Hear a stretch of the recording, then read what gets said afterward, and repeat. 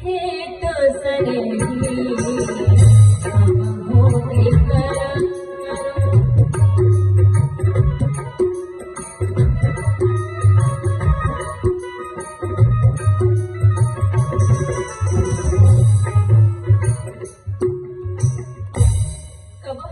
कर करुणा न देगी। मनुष्य का शरीर लेना बड़ा सौभाग्य का विषय है और उसमें भी ये हमारे पुरुषार्थ से नहीं मिला, फिर किससे मिला है? कबहू की करुणा न देगी। ये परमात्मा ने हमें करुणा पूर्वक दिया है। और यहाँ गोस्वामी जी महाराज क्या कहते हैं? कृपा सिंधु नर रूप हरि। नर रूप में हमारे श्री रामचंद्र जी हो या कृष्ण भगवान आए हो या सती साध्वी अनसुईया मदालसा गार्गी पर्वत सूर्य चंद्रमा बट वृक्ष, इस सारी की सारी चीजें हमें कृपा पूर्वक प्राप्त हुई है। क्योंकि यदि सूर्य न उदय हो तो बोलो क्या अंधकार में हमारा जीवन संभव है? नहीं है। और ये सूर्य और चंद्र का क्रम, ये सिस्टम सब कुछ परमात्मा की कृपा से ही सुचारू रूप से चल रहा है। कोई तो है जो दिखाई नहीं देता करने वाला। जैसे कभी कभी वर्षा होती है रात के समय, कभी कभी दिन में होती, कभी कभी रात में होती है, लेकिन कभी कभी रात हो जाती है।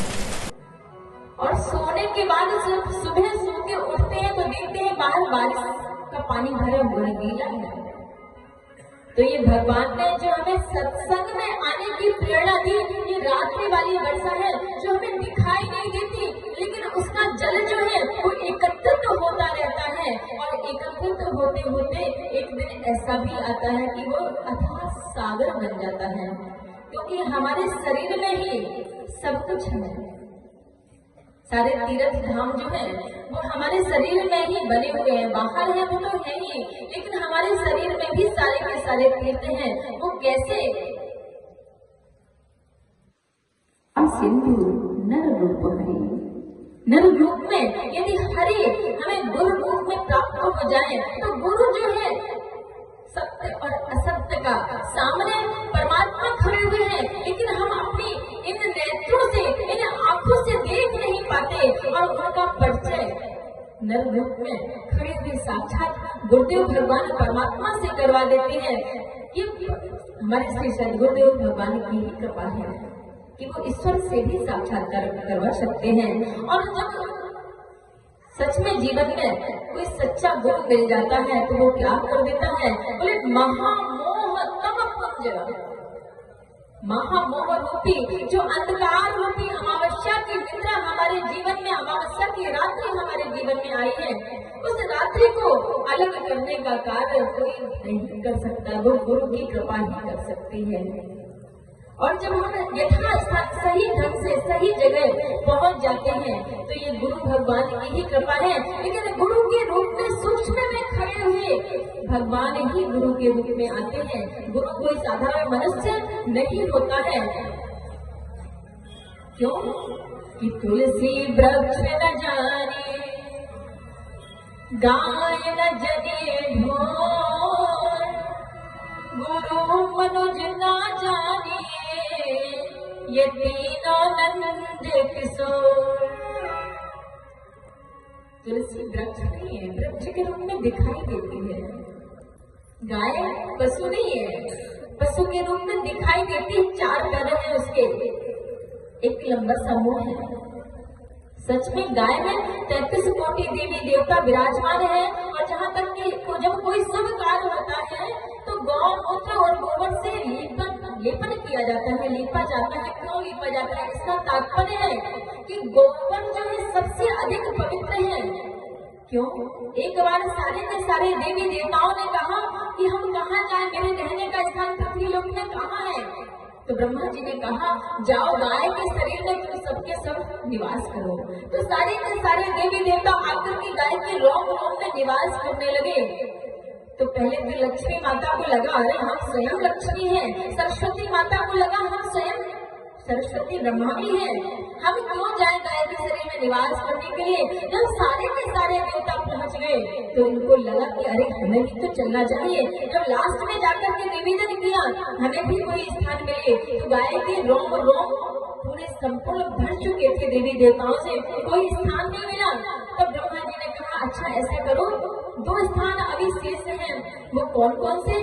गोबर करने वाला और गौमूत्र करने वाला जो स्थान है ये दोनों बाकी है, खाली है। तो लक्ष्मी जी जो है गोबर करने वाले स्थान में विराजमान हो गई और सरस्वती माता जो है मूत्र करने वाले स्थान में विराजमान हो गई। इसलिए लक्ष्मी और सरस्वती जी का वास हो, इसलिए शुभ कार्य में, धर्म कार्य में गोबर और गौमूत्र का बड़ा विशेष महत्व होता है। इसलिए ये सारी की सारी चीजें हमें मिली कैसे हैं? बोले गुरुदेव भगवान की कृपा से। और गुरुदेव भगवान है कैसे? बोले पृथिव्यायानि तीर्थानि तानि तीर्थानि सागरे सागरे यानि तीर्थानि गुरुपादांगुष्ठयो।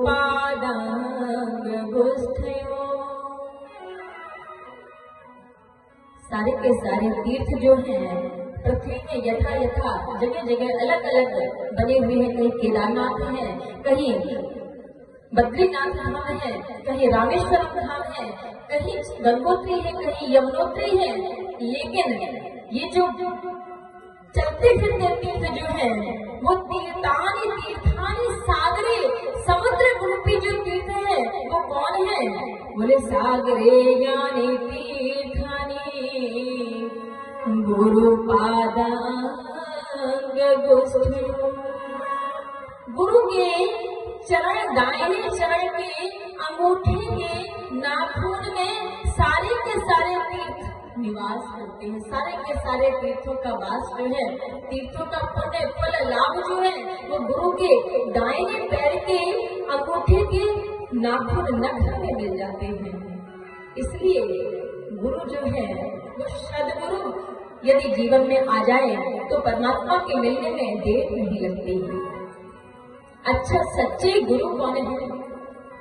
गोस्वामी जी महाराज ने सबसे पहले लिखा वंदे बोधमयं नित्यं गुरुं शंकर रूपम् यमाश्रितो हि वक्रो अपि चंद्रः सर्वत्र वन्दते। कौन है?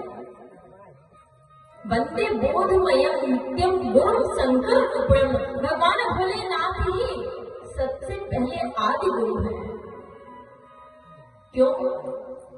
क्योंकि भगवान शंकर और चंद्रमा जो है ये साड़ू भाई है, रिश्तेदार है। लेकिन भगवान शंकर ऐसे हैं कि इन्होंने अपने साड़ू भाई को अपने शीश में बिठा के रखा।